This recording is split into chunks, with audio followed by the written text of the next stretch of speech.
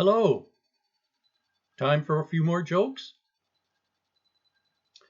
A very short, very elderly woman calls 911, hysterically reporting that her old Oldsmobile has broken into and it has been ransacked. It's terrible. Everything has been dismantled and stolen. The stereo, the steering wheel, the brake pedal, why, even the gas pedal is missing. The dispatcher tells her, "Okay, try to calm down.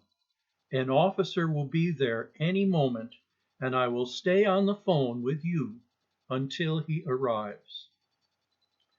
Just moments later, the officer gets on the phone and tells the dispatcher, "Yeah, go ahead and cancel this call. She got in the back door by mistake and couldn't see over the seat."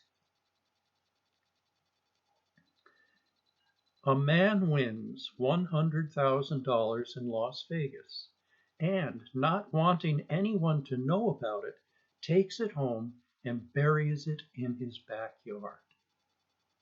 The next morning he goes out back and finds only an empty hole.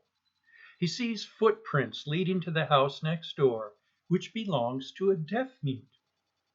So he asks the professor down the street, who knows sign language, to help him confront his neighbor.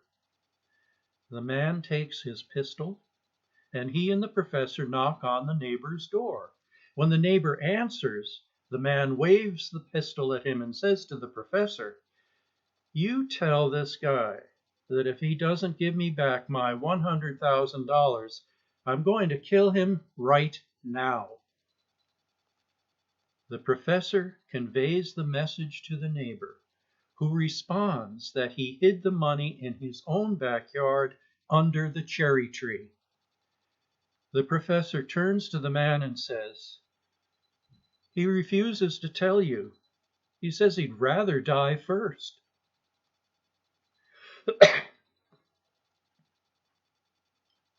A retired gentleman went to apply for Social Security.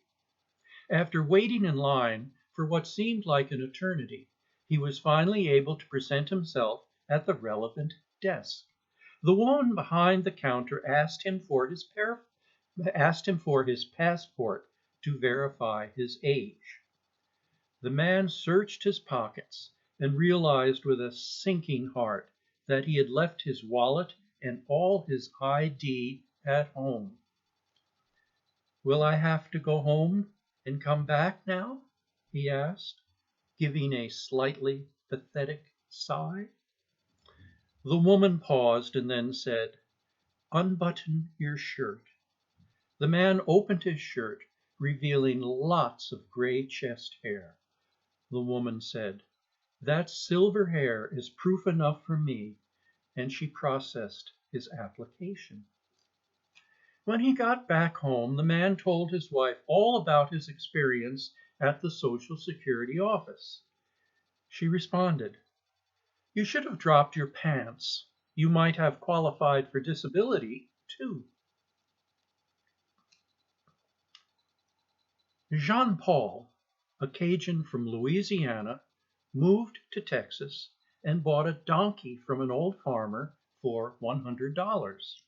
The farmer agreed to deliver the donkey the next day. The next day, the farmer drove up and said, "Sorry, but I got bad news. The donkey died." "Well, then just give me my money back." "Can't do that. I went and spent it already."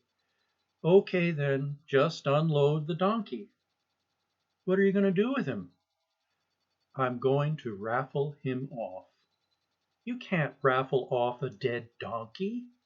"Sure I can. Watch me. I just won't tell anyone he's dead." A month later, the farmer met up with the Cajun and asked, "What happened with the dead donkey?" "I raffled him off. I sold 500 tickets at $2 apiece and made a profit of $898. "Didn't anyone complain?"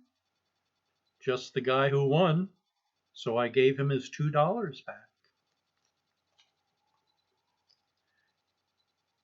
An American tourist on a safari in the Sahara Desert takes a wrong turn and becomes hopelessly lost. After a long morning in the hot sun, he spots a man riding toward him on a donkey. "Please help me," cried the tourist. "I'm dying of thirst." "I'm sorry," says the stranger. "All I have are neckties." "Neckties? I need water." "I like you," says the peddler, "and here's what I'm going to do.